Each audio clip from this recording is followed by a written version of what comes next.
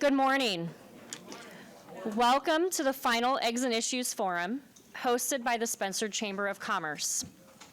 Today's forum is sponsored by Northwest Bank. I'm Sharifa Jones, Executive Director of the Spencer Chamber, and I will be your moderator today.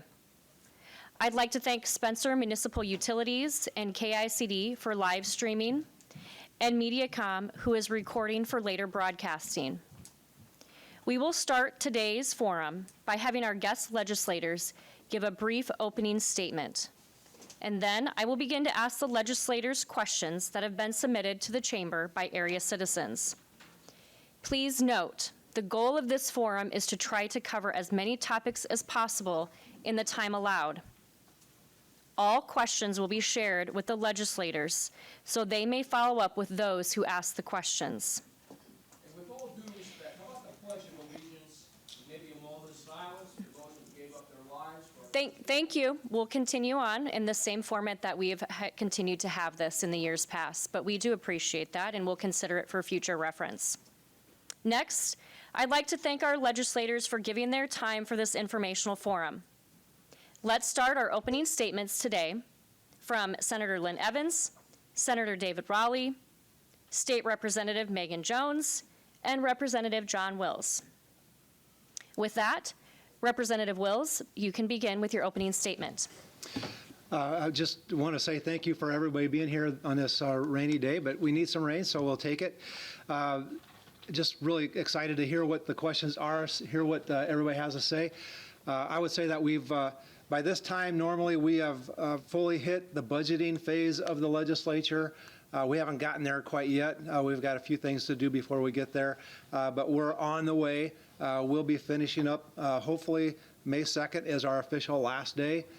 Since I've been in the legislature, we haven't hit that day very often, probably never, but we'll try.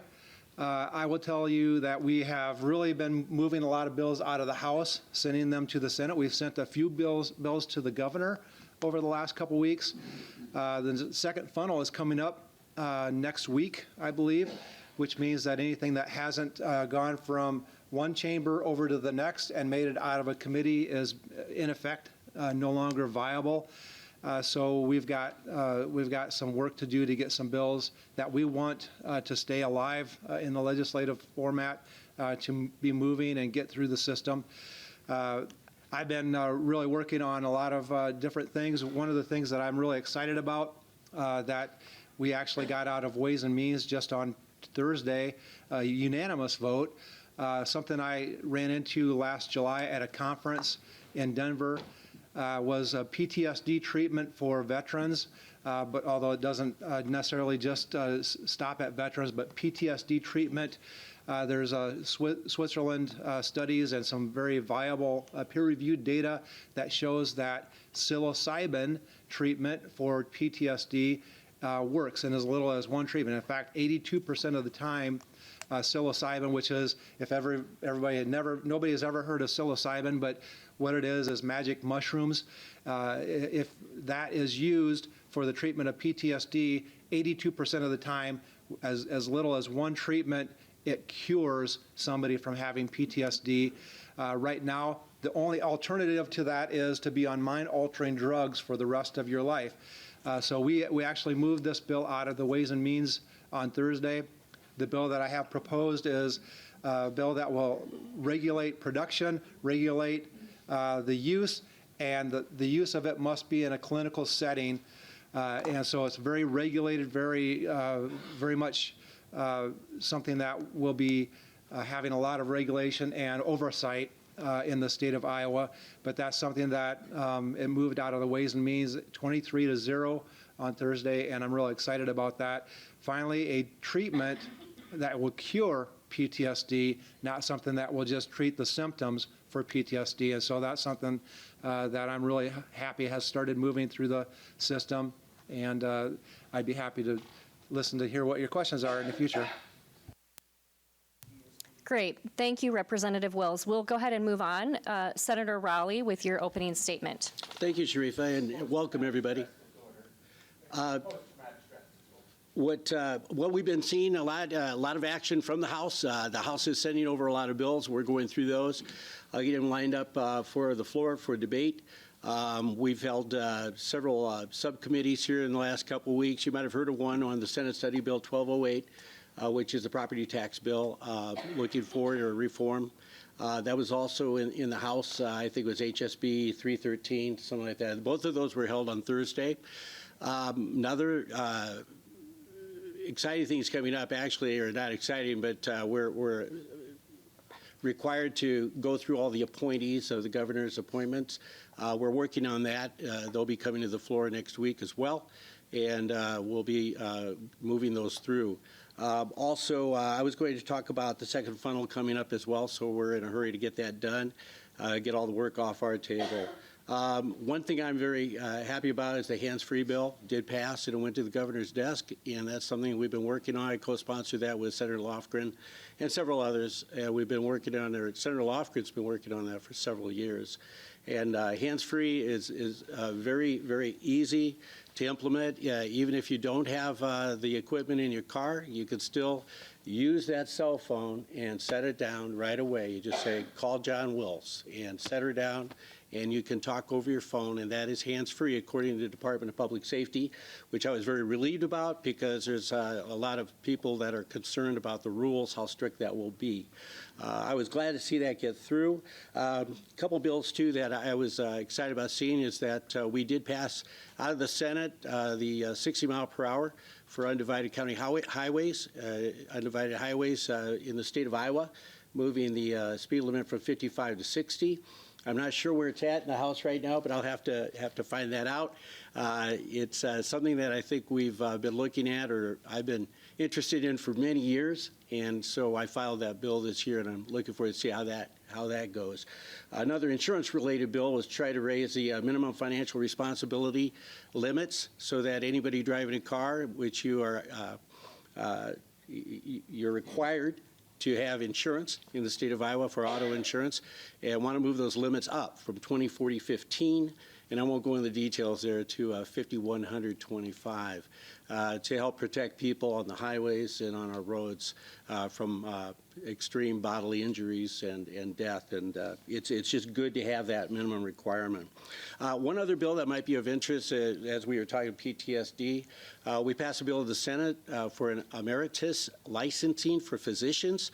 If a physician is 60 years of age and older and they're looking at retirement rather than retire, this is a special license that if they're working in a hospital or an administration, they can stay on and mentor and work and help physicians that are coming into their system. And so it's a special license, and it's a 3-year license. You have to be at minimum of 60 years of age, and you can renew it once for 3 years.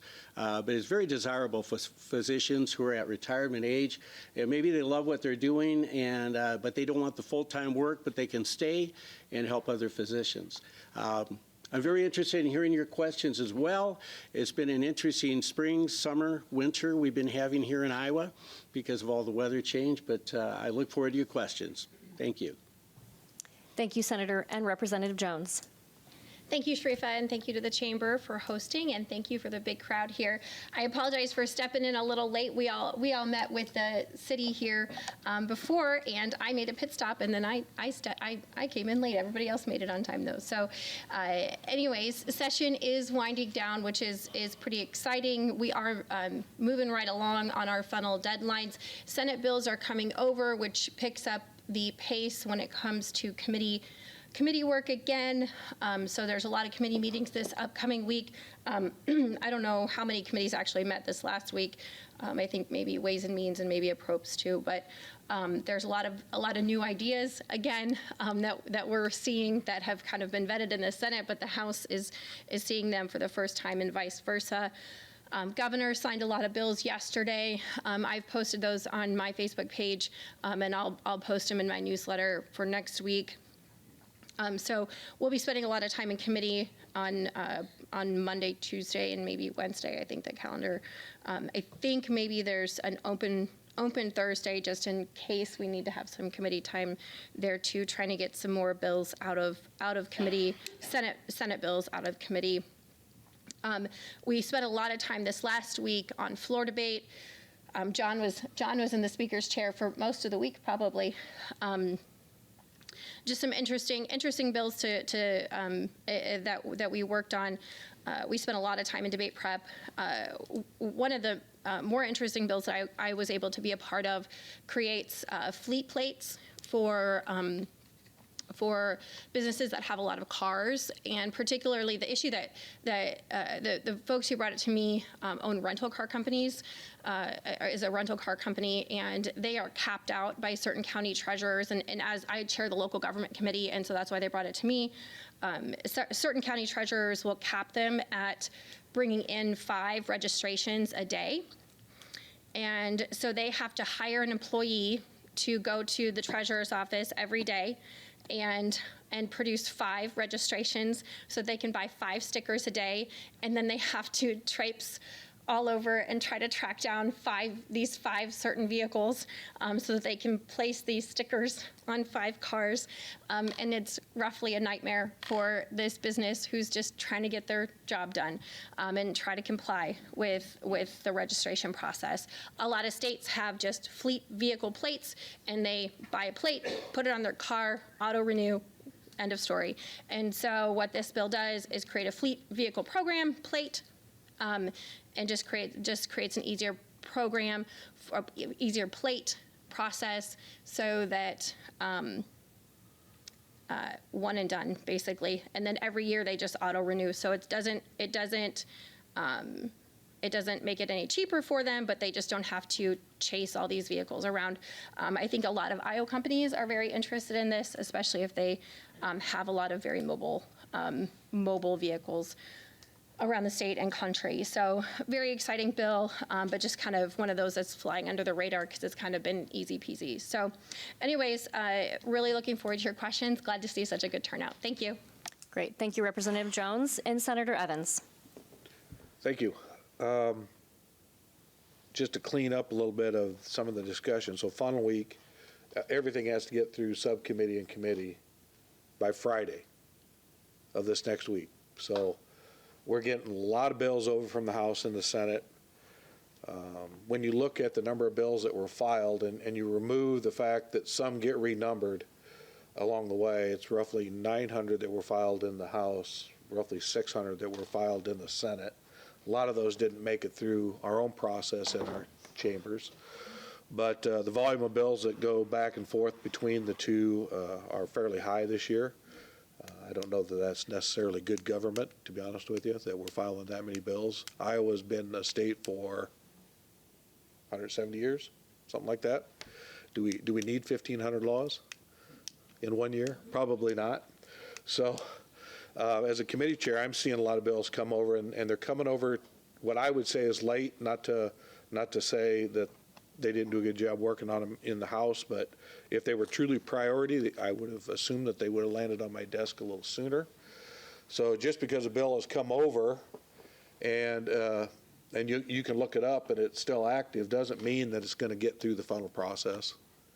There will be some sifting done. There's going to be some people that are going to come over to my desk and they're going to have their passion bill that they want to see moved, and I'm going to have to look them in the face and I'm going to have to say, I don't think this is a priority, or I don't think it's a good bill, and no, we're not going to run it, or we'll let it have its hearing, its subcommittee, and then we'll see from feedback if it's going to make it to committee or not. Now, we have an education committee on Monday, so only those bills that were ready last week are going to be on that agenda, and I'm already pretty certain one of them we're going to remove.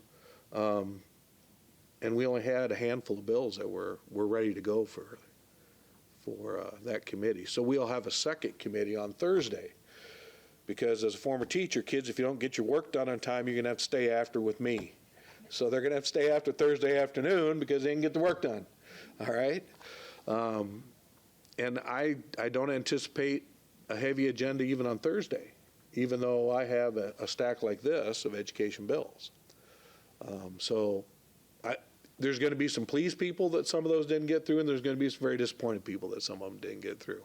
But that is the process, and I don't think I'm speaking just for my committee. I think both chambers will say the same thing. This is the process where we kind of try to sift the wheat from the chaff, so to speak. There are things that they might be perfectly good ideas that need more time and discussion that we can take up in another session or another year. But that's just the way the process works. So if you see a bill that you don't like, please do speak out on it. But no, just because it remains active doesn't mean it's going to make it through the process. So thank you. Thank you, Senator Evans. With that, we will begin our questions. As a reminder, please make sure you're speaking directly into the microphone. Additionally, questions will be limited to 2 minutes. And if there's any additional chatter that you need to have with another attendee, I would invite you to please go out into the vestibule so everyone may be able to hear the question as well as the response. With that, are we ready? Okay, well, we can go to Plan B. The first question comes from Jan Tanner. And Jan, I would invite you to go ahead, and if you wanted to stand up, you can do that. I can certainly ask the question, or you could come up here and you could use my microphone and ask the question as well as they work on troubleshooting that. Okay, so the question's coming from Jan. If you just want to stand so all of the representatives know who you are. Thank you for being here and for your question. The question is in regards to when are the chemtrails being stopped? And with that, I would send that over to Senator Raleigh to answer the question first. Yeah, thanks, Jan, for that question. I have to be very, very candid here. I haven't looked into it and on chemtrails of how that's been affecting and just how serious a problem it is. I have heard from constituents very concerned about it. I did do some reading on it, but as far as knowing when it's going to stop, I don't know of a bill right now that I've seen anyway in our chamber that deals with that. And I may be mistaken, but it didn't come through the committees that I'm on. So I don't have a good answer for you on that. There's a lot of them going over Spencer just about every day, so I wish you would look into it. Right. Thank you. Thank you, Senator. And Representative Jones. So there is a bill in the House on chemtrails. It came out of the Environmental Protection Committee. I am not on the Environmental Protection Committee. I chaired it several years ago. This was not an issue then, so I am not so familiar with this. I've had a couple of constituents reach out to me, and I say a couple, and I think one, but I don't want to limit it to just that. So I don't want to say it's been a whole lot of folks that have reached out to me on this. It has not made it to the House floor, so I don't think this will probably survive the funnel, because at this point, I'm looking at John procedurally because I want him to correct me if I'm wrong. It would by Friday, it would have to make it out of the House floor, be received by the Senate, be assigned to a Senate subcommittee, make it out of a Senate subcommittee, make it out of a Senate committee. So I would say effectively it's dead for the legislative session. Thank you, Representative. And Senator Evans. There was a bill in the House, or in the Senate. I'm sorry. Yeah, there was one. I did not sit on it necessarily, but I listened in on it. It did not make it through committee, but it did get a subcommittee.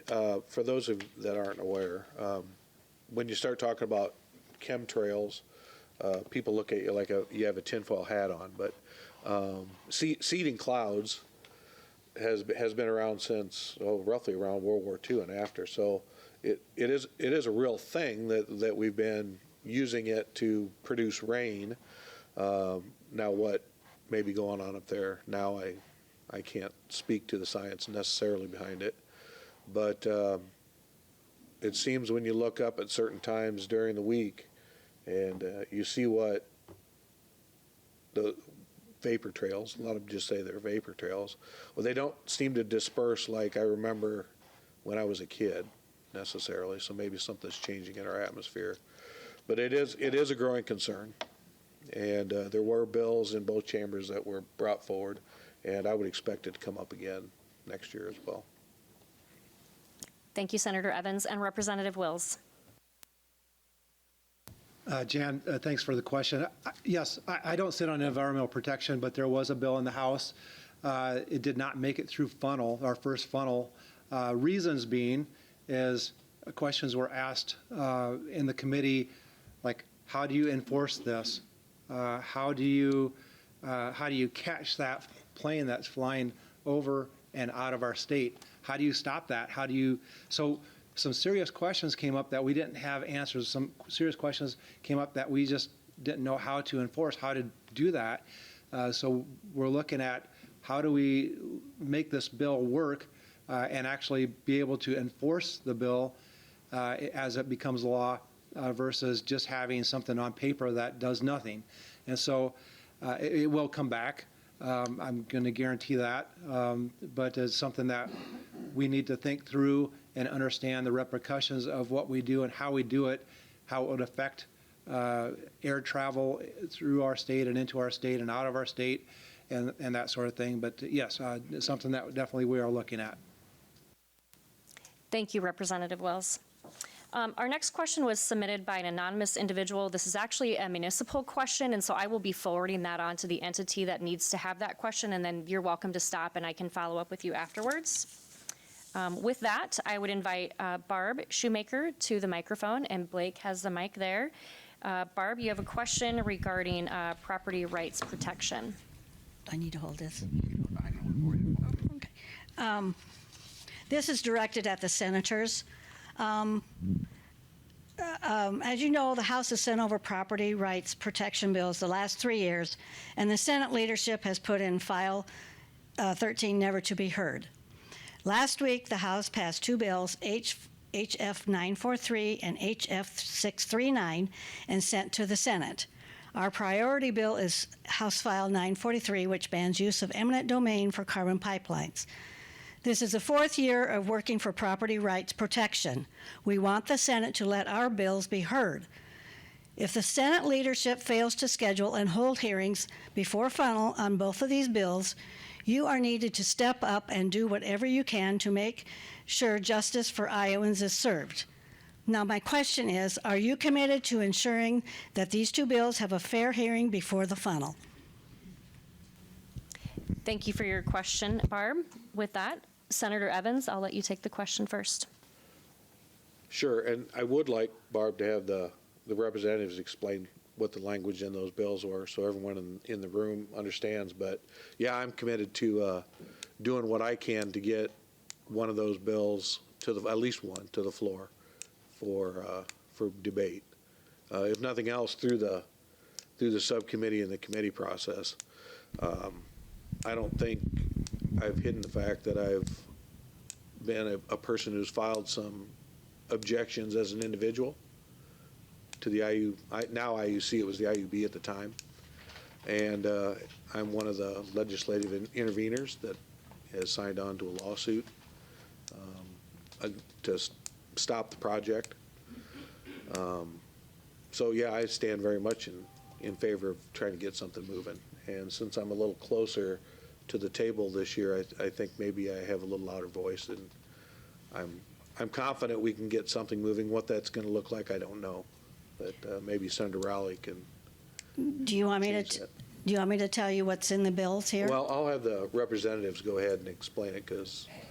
Representative Yeah. Wills, or would you go ahead and answer the question in reference to that? Or Representative Jones, do you want to take it first?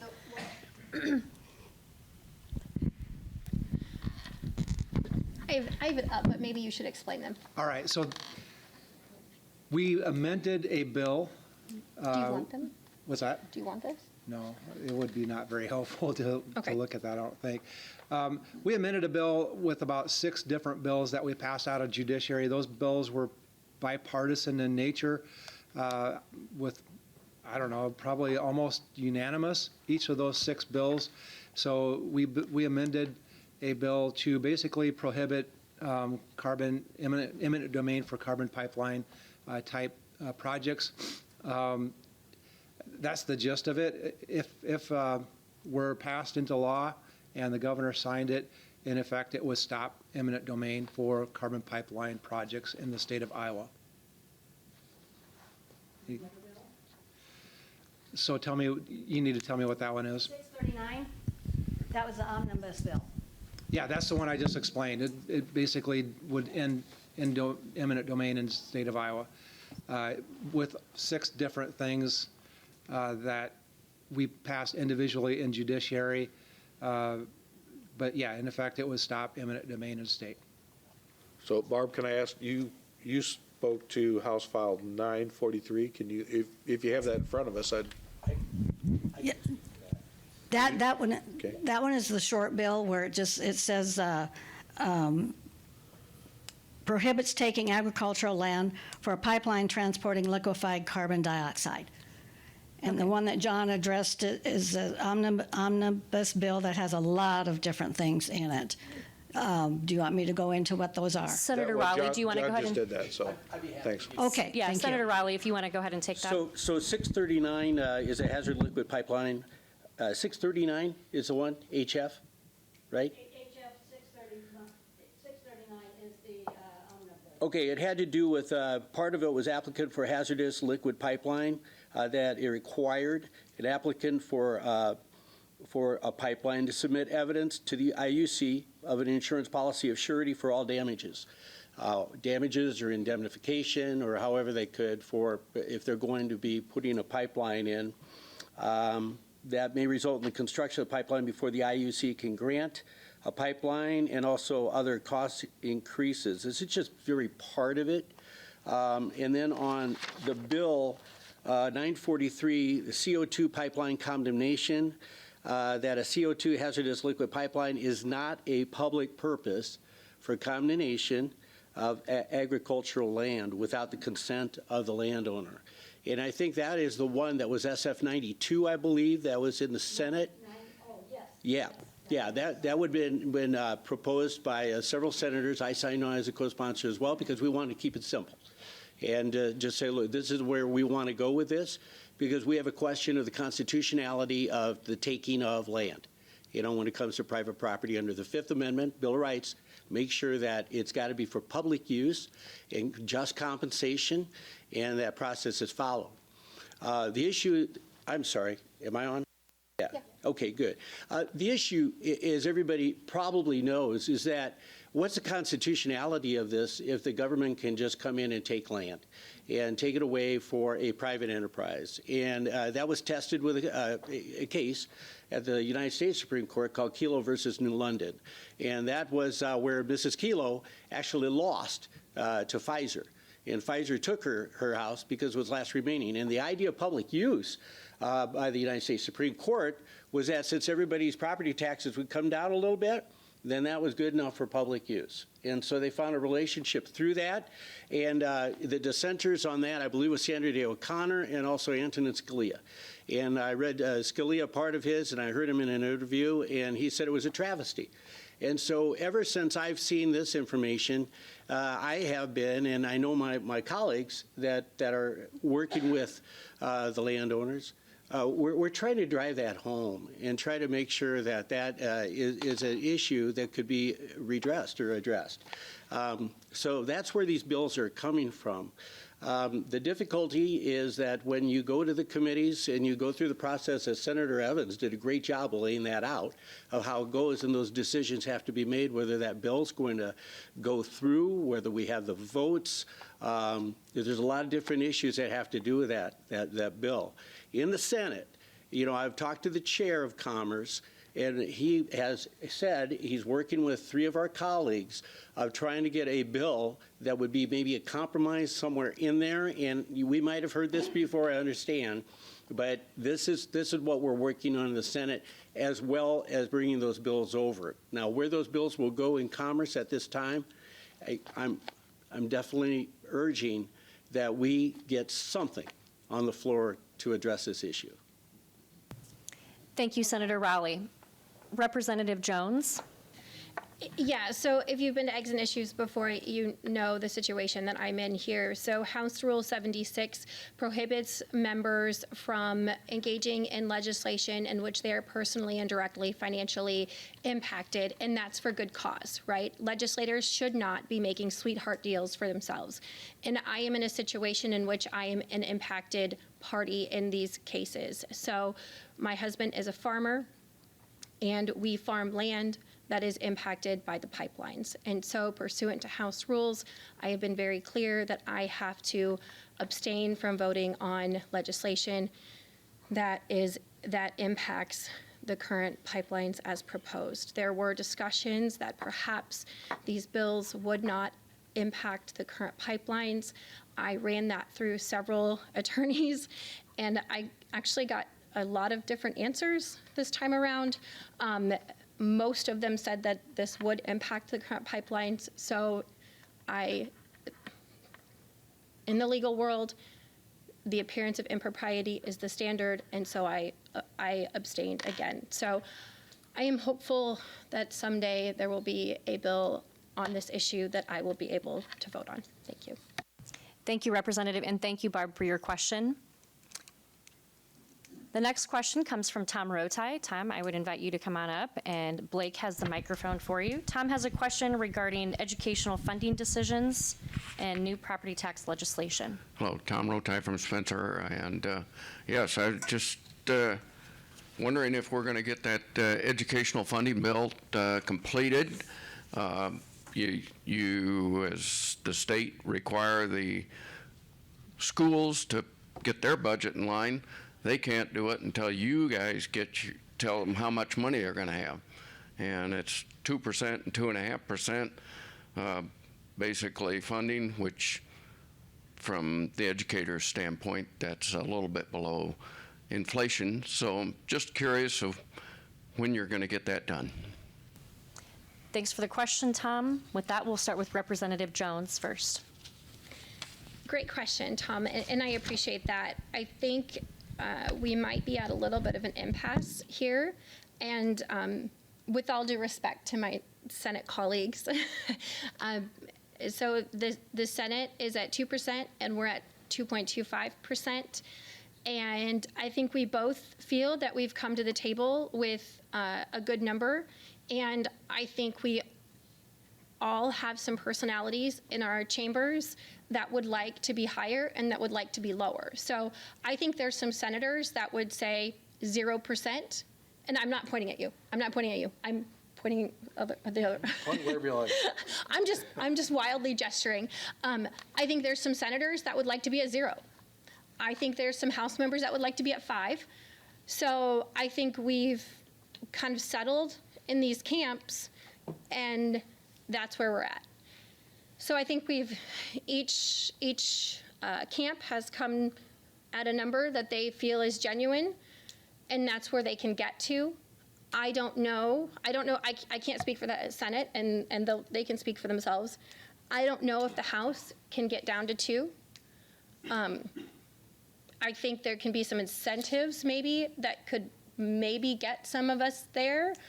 So if we did a 2% plus, so a 2% plus with some one-time funding elsewhere, that might help.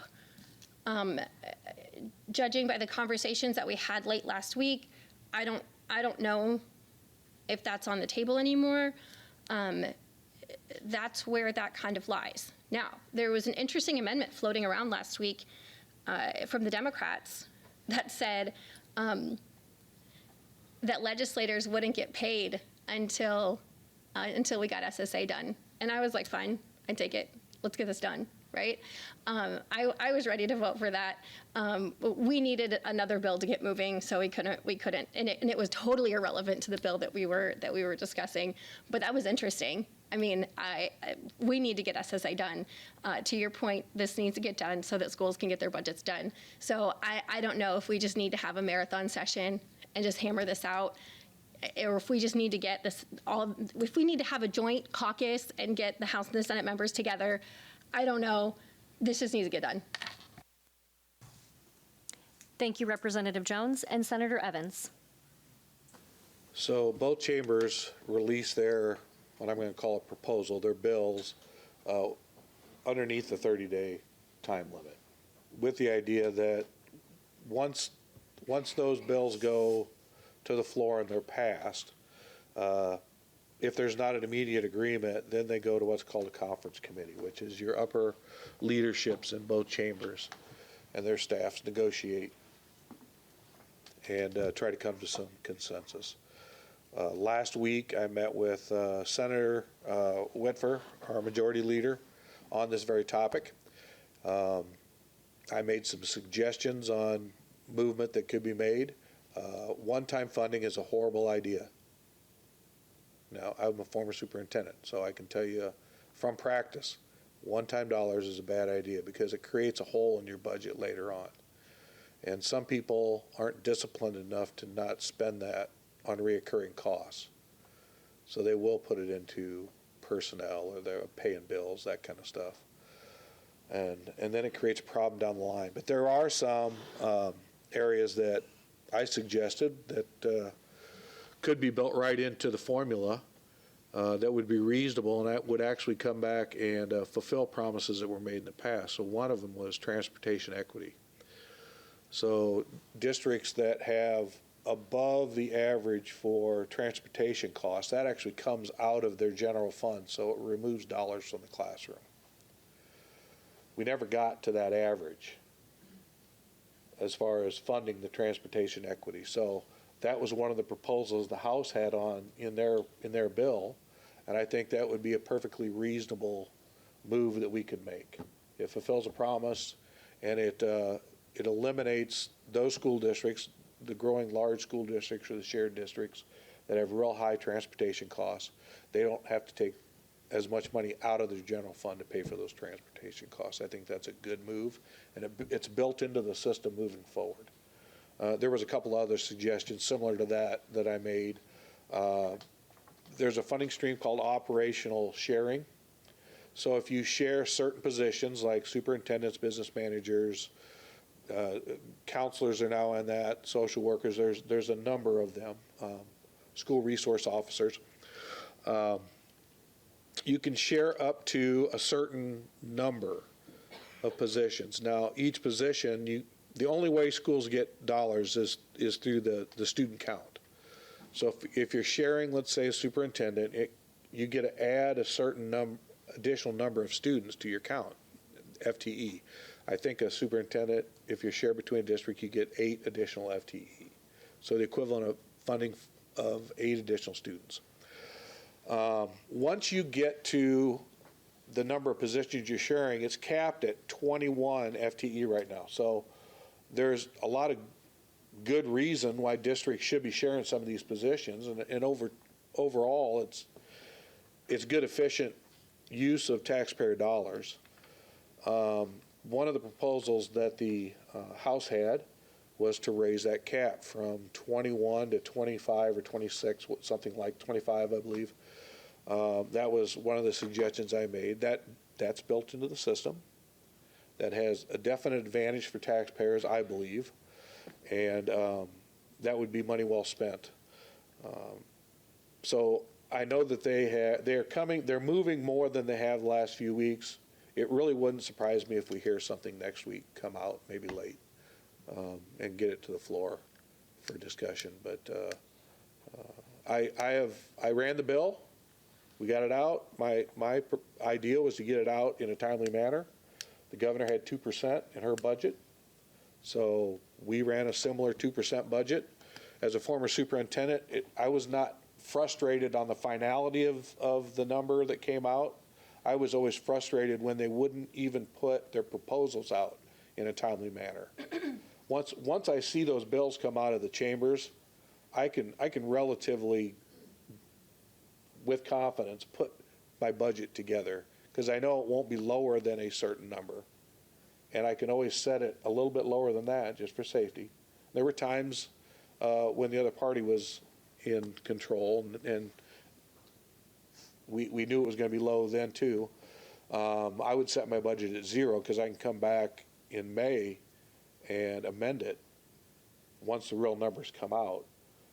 and it'll lower my property taxes. What I can't do is shoot high, because I can't raise those property taxes on an amendment budget.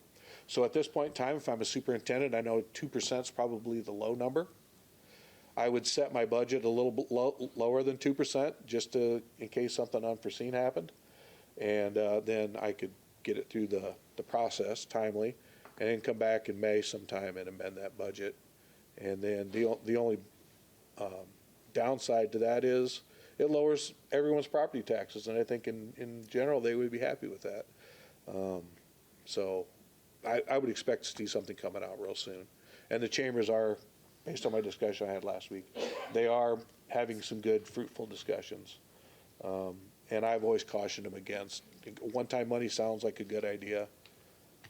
Long-term for school districts and their budgeting, it's not a good idea. So let's look at things that actually are built into the formula moving forward. So thanks for the question. Thank you, Senator Evans. And Representative Wills. Thanks for the question. Yeah, I would say I know that the speaker did come back to the Senate with a proposal Monday that was rejected. But I think both sides were dug in. I think we're becoming less dug in as time goes on. One of the things that I said, normally at this time, we're already starting to budget. Normally at this time, we've got targets, budget targets. Well, we can't set budget targets until we have the school funding set. And so we can stay there forever if we want to stay dug in, but it's helpful to know nobody. What I've been suggesting is the 2% to folks. I do believe that maybe we can make an agreement on 2% plus, just like Senator Evans said. I think that's going to be the goal. The House, I mean, we had our proposal ended up being about 3.8% in total. When you added in all of the stuff like transportation, and there was some one-time funding, I think 0.6% for one-time funding just for this year's inflationary costs. I understand what Senator Evans is saying as far as the one-time. You'd hope that superintendents and boards would restrain on spending on ongoing funding with one-time funding, but that's not always going to be the case. We also look at across the state, we've got $1 billion sitting in reserves in our schools. And so we need to understand, we looked at that in the House and said, what are we doing with $1 billion of money just sitting there? Now, schools need to have a reserve. I'm not saying they shouldn't. But there are some schools, I've seen the list, there are some schools with a huge amount of reserves. If that school board thinks they need to have it, so be it. But I would question why. Why do we have, $14 million in a small school district, for example? They need to have the reserves to pay the bills when the money doesn't come from the state in a timely manner. But do they need to have 14 million? And so we would have to, do an in-depth study into that to see why some schools have that. But that's one thing that's kind of playing into this. But we will, I believe, have something come forward in the next, hopefully next week. We can get school funding set. I have encouraged 2% to my superintendents. I have had one superintendent say he was going to do 0. And then if it happened to be 2, he was going to be very happy and have a great budget year for that one. But yeah, we need to get it done. Thank you. Thank you, Representative. And Senator Rowley. It's almost impossible to add much to this conversation because we've got some really in-tune people here, former superintendent. I do understand that from other superintendents, they typically will budget to that 2% on the SSA, and then go from there. In fact, some have even explained to me how they have it all set up in a pretty sophisticated Excel spreadsheet of knowing just how things change with whatever that number is going to be.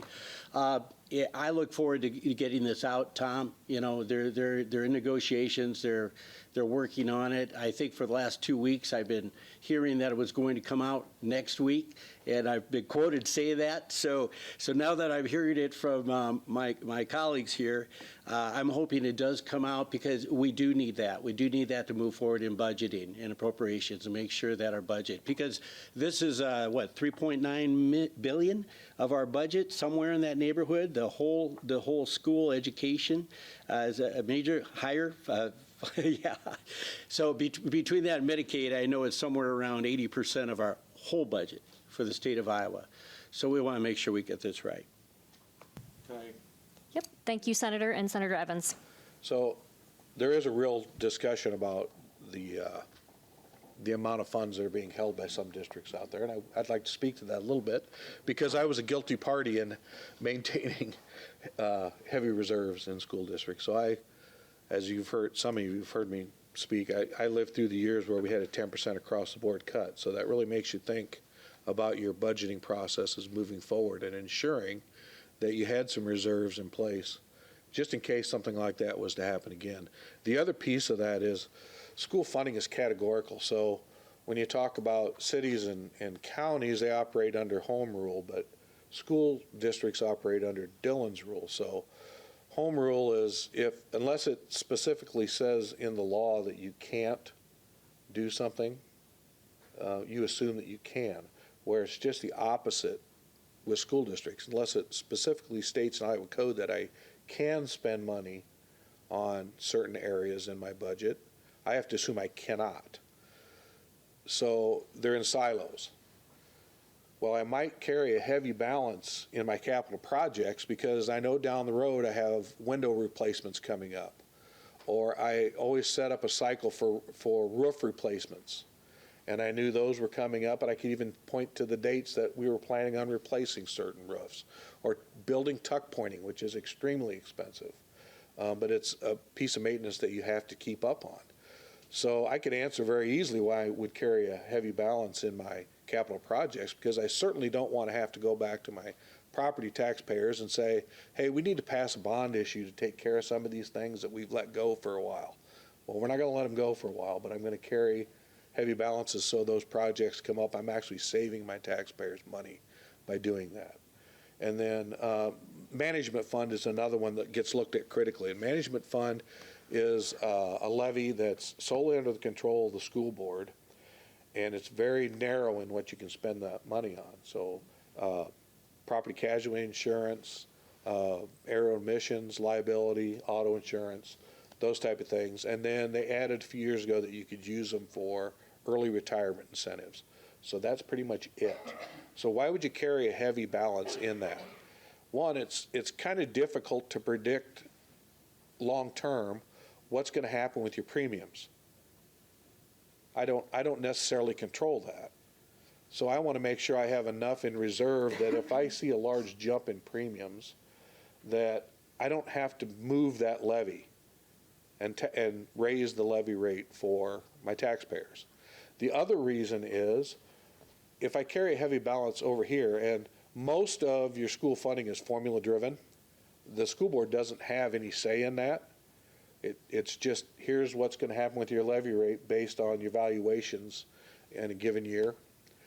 So how do I control my levy rate? So if I see my levy rate based on the formula going up higher than what I either anticipated or I am comfortable with, I can use some of these other funds that are under the control of the school board to lower my levy rate. So if I have a higher balance in the management fund, I can say, well, I'm going to lower my management fund levy rate a little bit to offset some of that increase. So it was a way to balance out the property taxes for our property taxpayers. I was always very proud that districts that I managed were some of the lowest as far as school property taxes in the state. And it was because we were able, as a school board, it's not just me, but school board and business managers, we were able to pull some of these levers.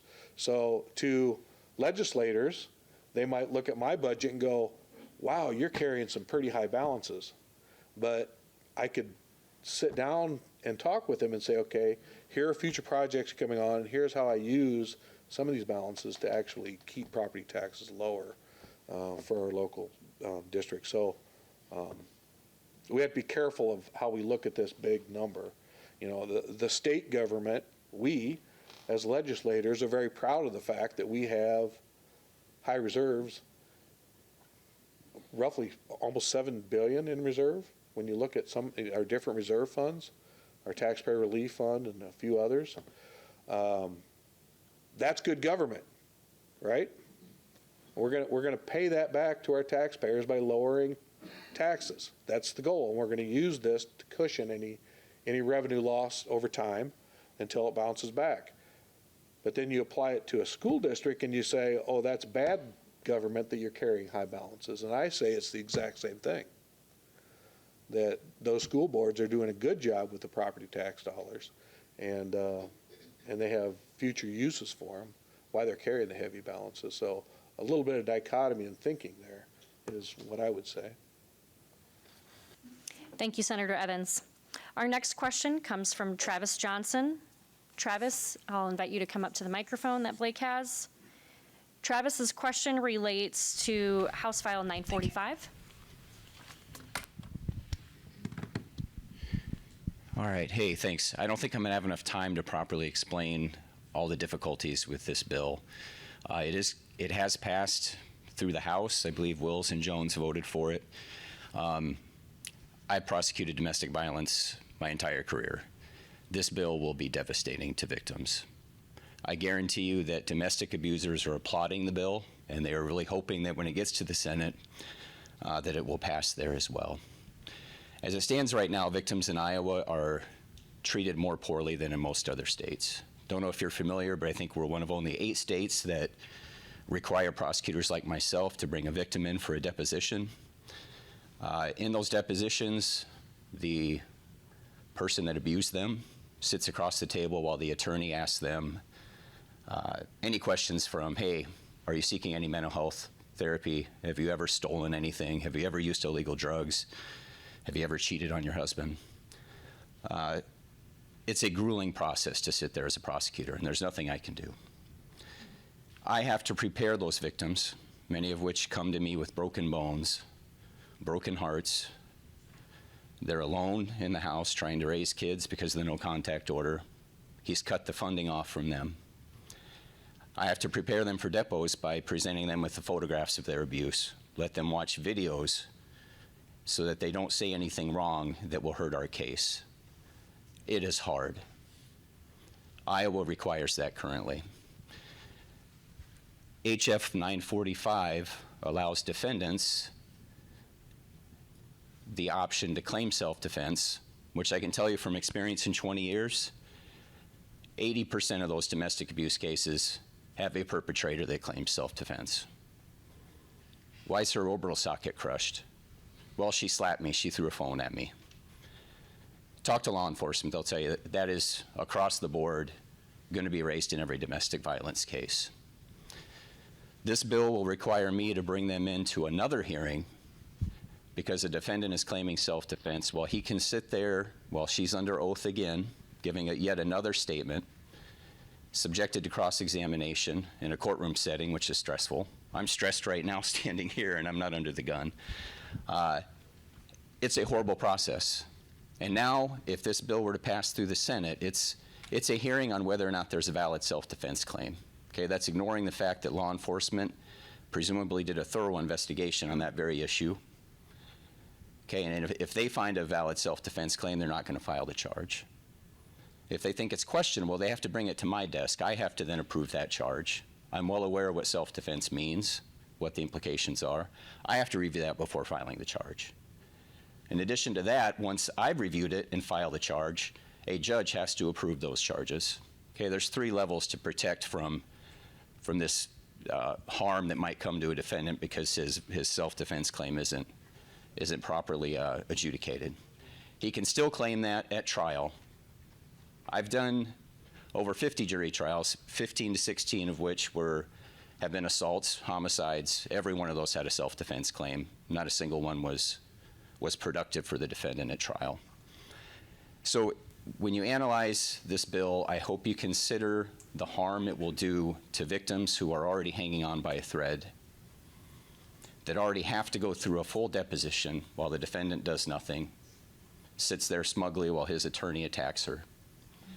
Think about the harm it will do at this hearing that I'd then have to prep her all over again, review that. I've had victims break down in tears when they see the photographs of themselves because they can't recognize who they were. Travis, I hate to interrupt you, but I did allow you a little extra time in your question. Thank you. So, yep, we are going to go ahead So and send it the over. bill, Yep. just so you guys are aware, when they have this hearing, if a judge determines there's a valid self-defense claim after hearing all the evidence, he dismisses the case outright, required. I don't disagree with that.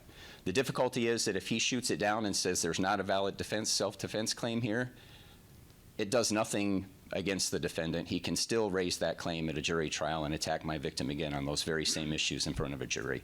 It's appalling. I really hope you take it seriously. Please contact me if you have any questions or concerns.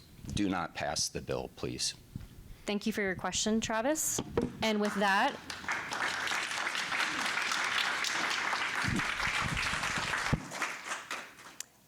Representative Wills? So I don't recognize that description at all. So I might have to go back to Representative Jones because I don't recognize that bill. I looked it up, and that's not, I'm not saying I didn't vote for it. I'm just saying that description was not what I recognized being explained to us in caucus. I also looked to see if I could find, and I didn't have time to find it, to find our explanation that we have. So I would just leave it at that. I'm going to be honest. I always say that I'll be honest whether you like it or not. I don't understand. I don't have that same understanding for the bill, and so I'm going to just leave it with that. Senator Raleigh? Yeah, I'm looking at the bill. It looks like it was assigned a subcommittee, and knowing the senators on that subcommittee, Travis, I'm very much in the thought with you. Yeah, it doesn't make sense to me to put a victim in that situation, and we got to deal with that. Now, if it's something about self-defense, I'll look into it further. But I'm happy to talk to my senators about this, because if it puts somebody in that situation, then that's one of those unintended consequences of this bill. It came over from the House, down the House, came on over, so we'll see. I don't see it assigned. I mean, it's assigned, but that doesn't mean anything yet. It's just assigned to a subcommittee, so we got time. Thank you. And Representative Jones? Yeah, so this is actually, I thought you were talking about a whole different bill when you started it on your comments here. So to back up a little bit, this is House File 945 is called the Enhanced Stand Your Ground Bill. I just briefly looked through my emails. I received 16 communications, emails in support of this. That's not including phone calls, all in support of this. Absolutely no one contacted me opposed to this, including our esteemed county attorney here. So it doesn't help me. I can't vote no on it. Did you I call can't me? fix it. I take you're a prosecutor too. Did you talk to the county attorney Actually, in BV where you work? I sit at their table almost every day and visit Okay. with them about stuff. You So- know the County Attorneys Association, who we're a part of, came out in I objection to did this bill notice, before you voted yes when on we were talking, it. You know I did that, notice right? that they are registered opposed to it. So if they were so wound up about this, she certainly could have mentioned that to me. But Well, apparently this was not they a priority. publicly went against it. What do you mean mention it to? They publicly went against it. So they register on it, but she certainly, if it was such a priority for them to take this down, she certainly would have mentioned it to me. But I don't see this as being such a priority for them to have tried to take it down. So I appreciate your comments, Travis, but after the fact doesn't help, right? So I will say that this bill passed out of the House 89 to 6. It passed out of committee 17 to 4. So bipartisan across the board, out of committee, off the House floor. I would anticipate that it would be probably bipartisan out of the Senate too. So while I appreciate your concerns about victims' rights, it goes both ways here too. People are very worried about being accused improperly. And so what this does is just create a pre-immunity hearing, and I don't think that's gonna that's going to hurt. So, Oh, it won't hurt you, I'm sure. It won't hurt the defendant either. It will hurt victims because they have to be prepared for that hearing. And I get to tell them, hey, if we're successful here and we win, it does nothing. We still go forward on jury trial. It's another way to put the victim under oath to give yet a third or fourth recount of what happened while the defendant sits smugly, doesn't have to say anything the entire time, show up at trial with 4 different versions of what happened.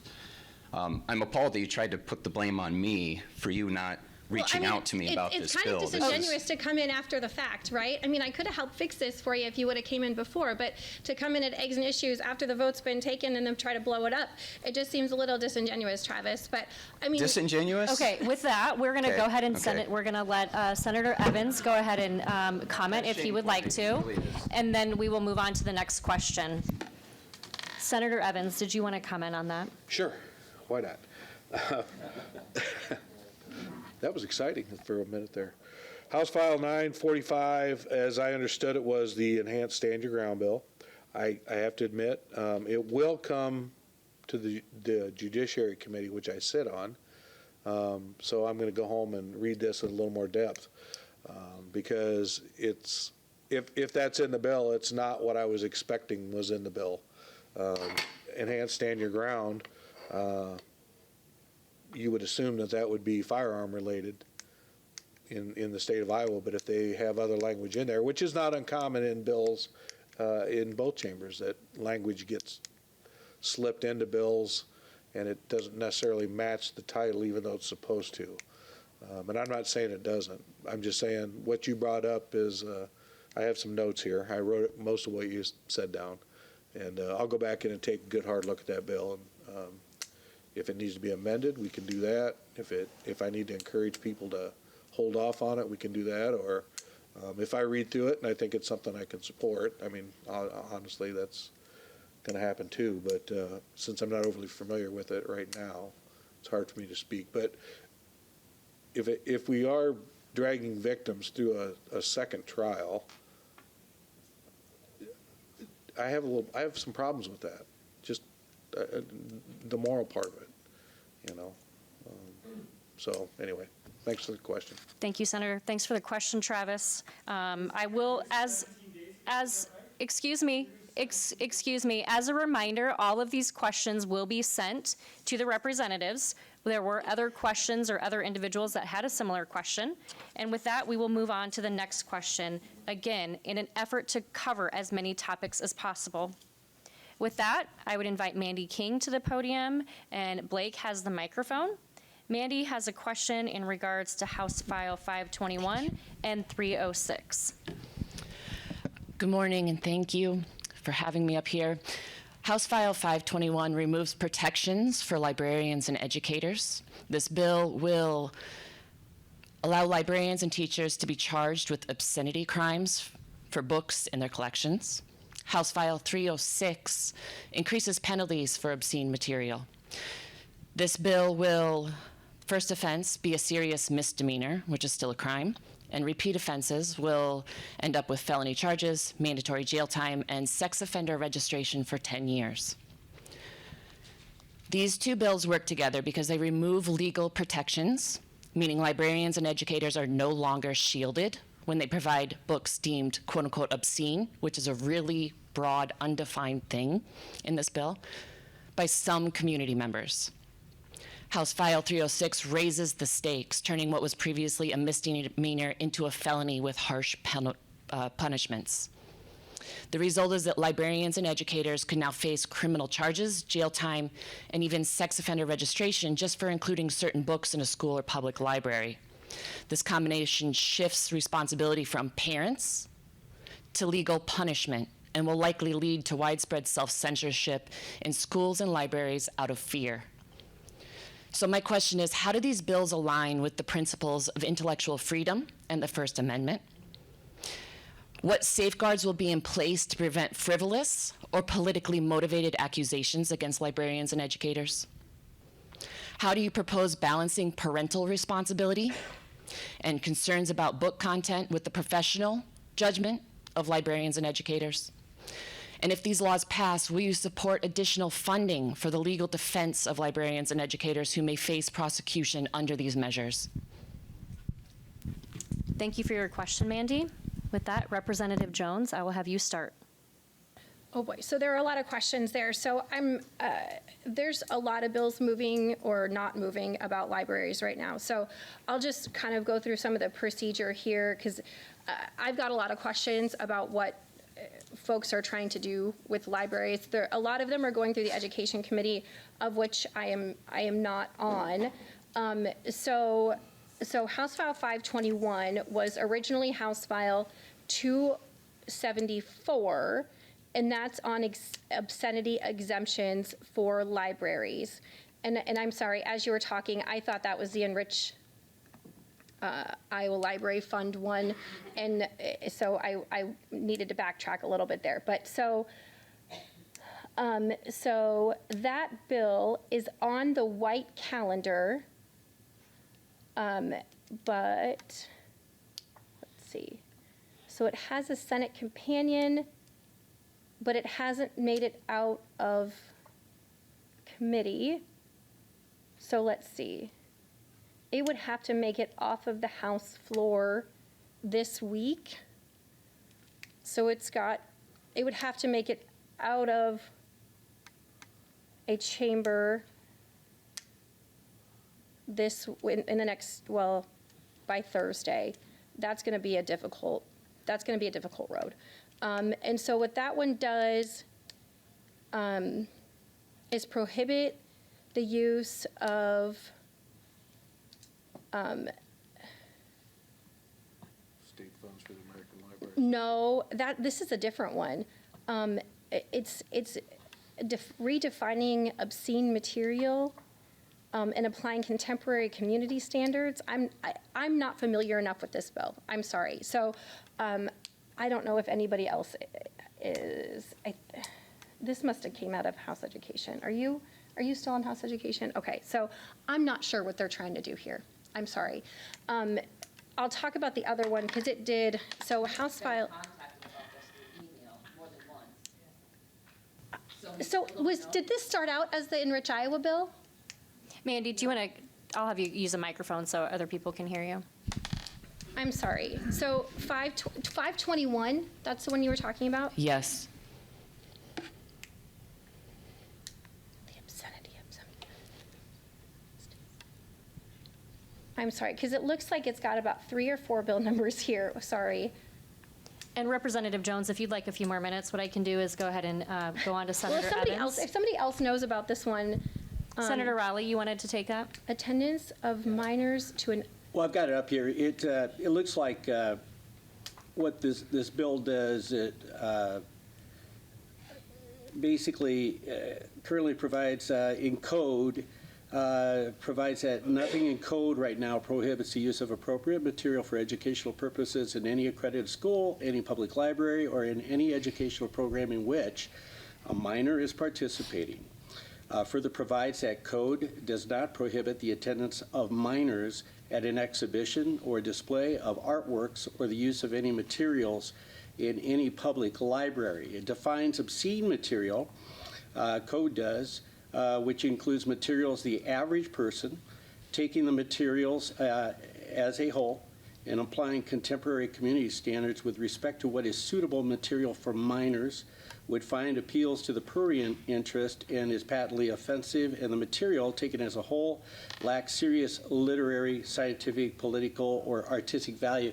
They're trying to define obscenity and make sure that we're talking. And I think this bill is trying to narrow down that obscene material can be recognized as obscene. It could be illustrations, it could be graphic, and I think that's the intent of the bill and the author of the bill who filed it. And so we're trying to narrow that down. And the argument has always come back from public libraries, you're going to get rid of Romeo and Juliet or whatever, Shakespeare and all that. I think what this bill tries to do is narrow it down, saying we don't want our kids and minors exposed to, say, what is considered art in some communities and public libraries and public places, actually. And so that's what this bill intends to do and narrow it down. I can't speak to the penalties on that. I'm not sure, as Representative Jones just said, if it's got legs, if you will, but that was the intent of that bill. So I don't know what all that means, right? And that's very confusing. So, and yes, I have been contacted on this, and I still don't know what Representative Hayes was trying to get at there. So let's back up and talk about House File 306. And that one has passed off the House floor, but it has been amended exponentially. So that was Representative Stone's bill, I think. Yes, it was Representative Stone's bill. That was started out as House File 604. It's now House File 306. And so that's what it lays out some penalties in there. So it actually passed out 88-0. So we worked a lot, I think, with several of the House Democrat lawyers to lay out some of the offenses when it comes to dissemination of and exhibition of obscene material to minors. So clarify in there that the person has to be 18 years of age or older, and then we laid out first offense, second offense, and third offense, and then also put in a new section in there about minors distributing obscene materials to minors. So laid all that out. Actually, it ended up being a pretty good bill as far as the ugliness of this issue can be, and I think you see that in what that number ended up being. So can any of you answer my question about intellectual freedom and First Amendment? Because this is obviously about controlling libraries' content, and where is parent responsibility in this? So I think the resulting bill from 306 ended up not being so much about libraries, but the dissemination of obscene material to minors. So while it's not about libraries, it could still be applied to libraries. I think it would be applied to anyone who would disseminate, who is 18 years or older, who would, other than the parent or guardian of a minor, who knowingly disseminates or exhibits obscene material to a minor, including the exhibition of obscene material so that it can be observed by a minor on or off the premises where it is displayed, is guilty of a public offense and shall be, upon conviction, be guilty of as follows. First, So it second, applies and to third. librarians and educators, So yes? I think there's an exemption. Yes? Actually, no, I think, let's go into the code section. Let's go in, no, I'm pretty sure there's an exemption. So let's go into 728, yep. Do you know the code section, the rest of the code section offhand? It's one of the top ones if you look it up. We'll make So sure we're that all, trying to weaponize. No, we'll make sure that all of the representatives and senators can answer the question. Thank you, Mandy. Can I? yeah, if you want to Yeah, chime in. Senator we can- Evans, yeah. We can just So in take Iowa a free Code for all. 728, obscene materials is very well defined. It's actually word for word what's called the Miller test. It's been tried in courts all across the country. So to say that it's loosely defined, sorry, to say, am I on? Yeah, you are. Can you hear me now? To say that's loosely defined, I don't agree with, because you can go look it up right now. When you're talking about penalties, and this is to the entire group, not necessarily to you, Mandy, is it reasonable that every librarian in the state of Iowa has read every book in their library? And the answer is probably no. So as far as penalties, I think we have to be very careful about how we move penalizing somebody that maybe truly unknowingly had a book on their shelf that would be defined in current Iowa Code 728 as obscene material under the Miller test.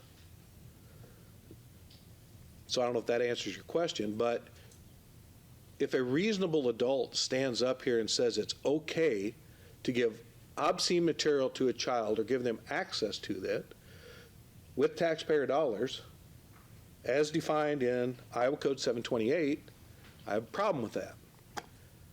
And I'm a person who oversaw school libraries. And I was once asked in a forum, well, Senator Evans, what would you do if one of these books that, as defined in Iowa Code 728, was brought to your attention? I would walk down and remove the book myself. And we would start the process that's in board policy for reviewing materials. I'm not going to sit here and say that I think it's okay that youth, minors, have access to obscene materials that's defined in Iowa Code. And I also have a problem When you're on one side of an institution's door, you have no exemptions. You get penalized for giving obscene materials to a minor. But when you're on the other side of an institution's door, you have an exemption to that law. And I think we have to have a very serious discussion about that. Whether it's these pieces of legislation or not, that's up to debate. But I do have a problem with allowing broad exemptions to certain institutions. Now, I taught anatomy and physiology, and I used Gray's Anatomy, the book Gray's Anatomy, as a teacher. It was an upper level class. Yes, there are body parts in there that are, I mean, you got to look at them when you're studying this stuff. That would be an exemption, in my opinion. But it states in the Miller test that if it's for an educational purpose that everyone understands. And that's already there. We're talking about other types of obscene material. So, no, I can't support allowing minors to have obscene materials in their hands. And I think we do have a serious discussion about that. But I do think that having immediate, harsh penalties probably isn't adequate in this case.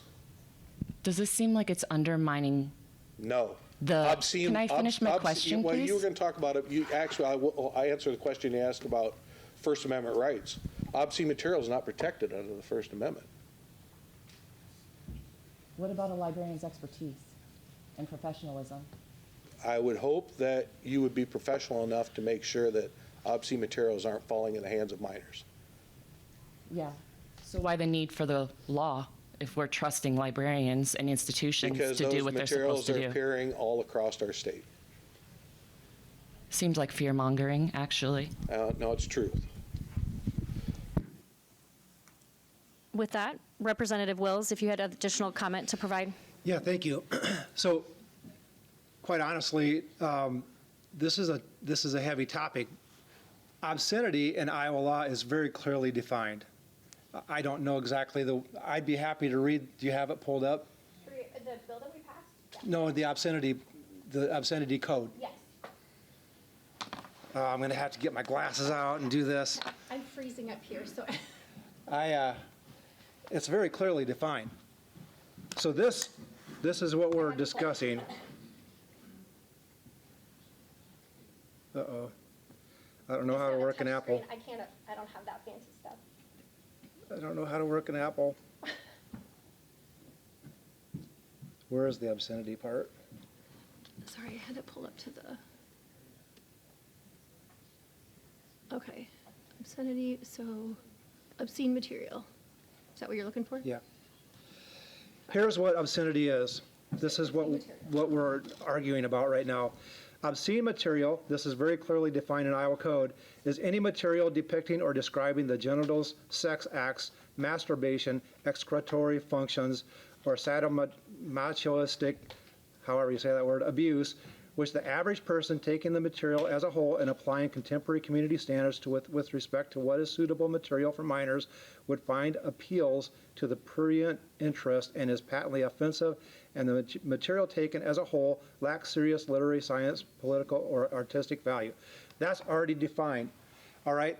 There's also another code that here is prohibited sex acts mean any of the following. This is also part of the obscenity code. A sex act defined as an act of bestiality involving a minor, fondling or touching the pubes or genitals of a minor, fondling or touching the pubes or genitals of a person by a minor, sadomasochistic abuse of a minor, nudity of a minor. These are things that we're talking about. That's what we're talking about. There's another section of code that I was looking at that describes the things that the average person, if I were to give somebody that material, I'd be found guilty of giving obscene material. Right now, there is an exemption of librarians and school members to doing those things. So what Senator Evans and I are saying, and probably all of us are saying, is what is prudent? What is prudent to give to a minor? You talked about parental rights. And that's absolutely right. Another reason some of these bills are happening is across the state of Iowa, parents are saying, I'd like to see what my child checked out, and the library is responding and saying, because of our privacy policy, we can't give you that information. Even though their kid might be 14 or 13 years old, the library is not giving that information to the people, the parents that are asking. So yes, this is happening across. I'm not saying it's happening here at all. Quite honestly, I am in favor of First Amendment rights. I'm in favor of allowing people to see, do, and say what they want. Not a minor, though. Not a minor. And we should have some controls. If a library wants some of these materials that I just described, they should have a way of not allowing minors approach those materials, or to have parental permission to have those materials available, because I think in this law, parents are exempt as well. Am I correct on that? Yeah. I think so. So I think that's where the issue is. I will tell you, at least the first bill is not going to go anywhere. It just doesn't have time. It's been dead for a long time. It made it out of committee, but that was as far as it was going to go. There's another library bill that's out there that's not going to go anywhere. But the discussion needs to happen. The discussion needs to happen. Thank you. Thank you, Representative Wills. With that, we are going to go ahead and start our closing comments. Senator Rowley, I would invite you to begin your closing comments. Well, thanks everyone for being here, and appreciate all the questions. One thing I like about Eggs and Issues in these forums is that we cover a variety of subjects, and you've got a great team of legislators here that we do work together down at the Capitol to resolve a lot of these issues, a lot of the challenges the state of Iowa has, and that's at all levels, whether it's local government, state government. It's just what we're involved in all the time. This was a great illustration of the variety of subjects today, and we look forward to working through the second funnel, and hopefully we'll see that school policy get settled and everything. And with that, anytime you would like to visit with me, I have my cell number out there, and I look forward to hearing from you always at the Capitol or up here. Thank you. Thank you, Senator Rowley. And Representative Jones. Thank you, Sharifa, and thank you to the Chamber and our sponsors today. I appreciate you all putting this together. And please know that Eggs and Issues is not the only time to contact us. I understand that being in a public forum and being televised in 6 states is not always everyone's cup of tea. Please feel free to email me, contact me, text me, whatever medium is available to you. Often works for me. Sometimes I get requests to download new apps and things like that. That gets a little tricky. Someone signed me up for Match.com. That is not working for me. That's a whole nother story. In any case, one thing that we didn't get to talk about is flood recovery, flood relief. We do need to have some more discussions about that. Currently working on getting some funding for E911 services. I know that is very important to our county. We were shut down on 911 services for 17 days after the flood, and so we need to get on the statewide system. I am working on getting some funding scooped in for Clay County, and it would also probably cover a little bit of Buena Vista County there too. So working on that, that is going to be an appropriations piece. So hopefully our friends at the table will be able to help us out there. The speaker has crafted quite an interesting bill that he has cobbled together to help us out there. So we'll hopefully get that going. It passed out of subcommittee this last week. So it's moving right along. Also, Governor Reynolds has put together a very incredible piece of legislation for disaster recovery. It is fascinating from a perspective of trying to prevent some of these fly-by-the-night folks. And she's seen a lot of disasters in her day, between flooding along our borders, Greenfield, and certainly Spencer. she's learned a lot in her day, and this bill is kind of the aftermath of that. I was able to floor manage it out of local government. I lost it because I'm not on the Appropriations Committee. Bubba Sorensen, you may know him as the Freedom Rock guy. He's also in the legislature. He also represents Greenfield. And so he has it in Appropriations. They're going to tweak it a little bit in Appropriations, and then they're going to kick it on over to Ways and Means. They may have passed out of Appropriations this week, maybe next week. And then it's gonna come back over to Ways and Means. I'm gonna pick it back up again. I'm gonna fix it a little bit, and then hopefully we'll send it over to the Senate, or maybe the Senate's gonna send it to us. We'll see. But anyways, we're all working together. It's a great team. It's a great team effort. It's a great bill. Working on that.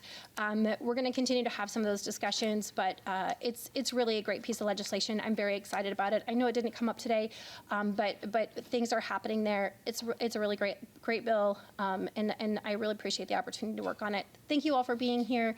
I appreciate you. Please don't hesitate to reach out to us. I know the legislative session is winding down, but it's also winding right back up. There's going to be a lot of money spent in the next 6-8 weeks.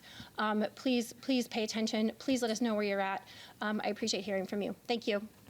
Thank you, Representative Jones. And Senator Evans.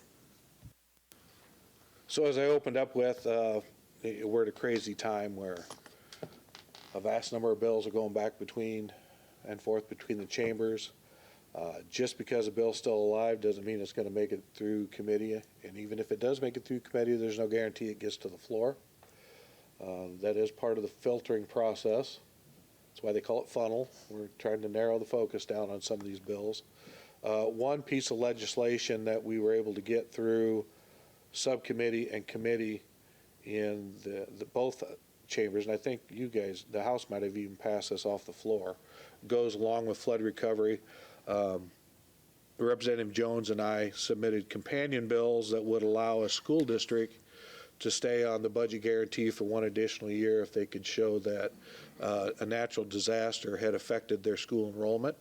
Normally you stay on the budget guarantee 1 year. This would give you 2 years, knowing that oftentimes in disasters, floods, tornadoes, and this wasn't just, it was Spencer and our surrounding areas in northwest Iowa that started our discussion on this. But if you look at the tornadoes that happened down in Greenfield and southern Iowa, the same thing would apply, in that oftentimes these families move away temporarily with the intention of coming back when their home is rebuilt or when they can find housing back in the community that they have chose to live in for a number of years.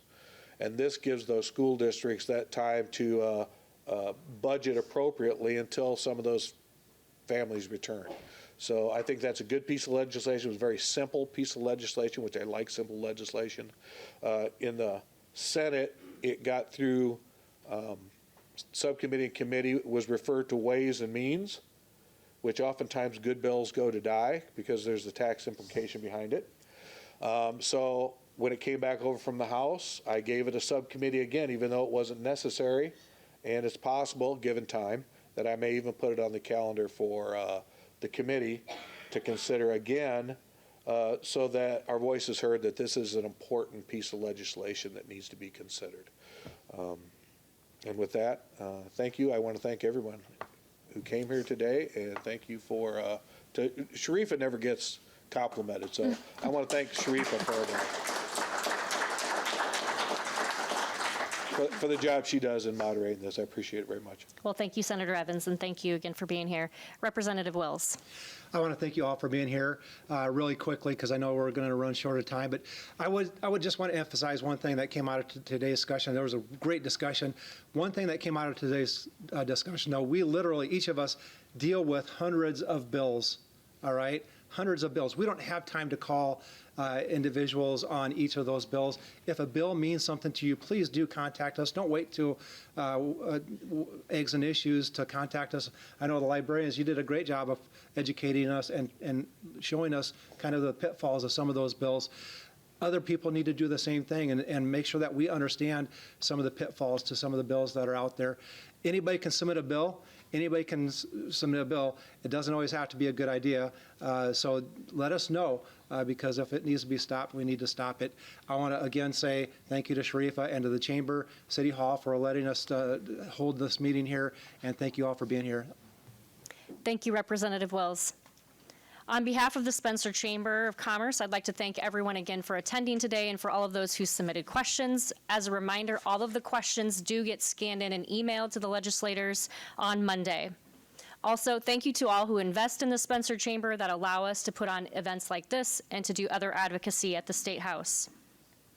Thank you again to our area legislators who are willing to give of their time on the weekend that help to share current information about what's happening at the State House.